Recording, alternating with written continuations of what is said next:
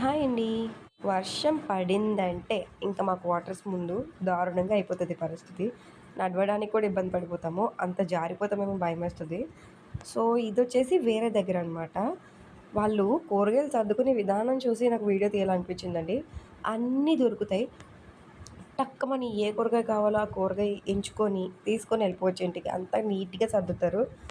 Plus మనకి రేట్లు కూడా అందుబాటులోనే ఉంటాయి.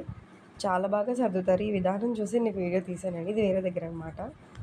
ఇవి వచ్చేసి ఏంటో కూడా నాకు తెలీదు. మీకు తెలిస్తే కామెంట్ చేయండి. ఇదొచ్చేసి మా క్వార్టర్ గేట్ అనమాట. ఈ క్వార్టర్ గేట్ ముందే మాకు రైతు మార్కెట్ లాగా ఉంటదనమాట.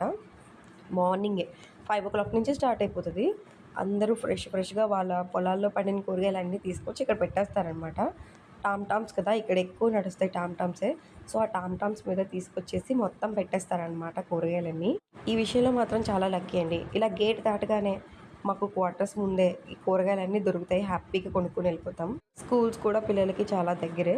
సో, ఇక్కడ క్వార్టర్స్‌లో దొరకడం అనేది మాత్రం చాలా లక్కీ అనమాట మేమైతే. చూస్తున్నారు గదా! ఎన్ని రకాల వెజిటబుల్స్ ఉన్నాయి. పొన్నగంటి కూర కూడా దొరుకుతది మనకి. మనకి ఒక సీజన్‌లోనే పొన్నగంటి కూర దొరుకుతది కానీ ఇక్కడ ఎప్పుడు దొరుకుతూనే ఉంటది.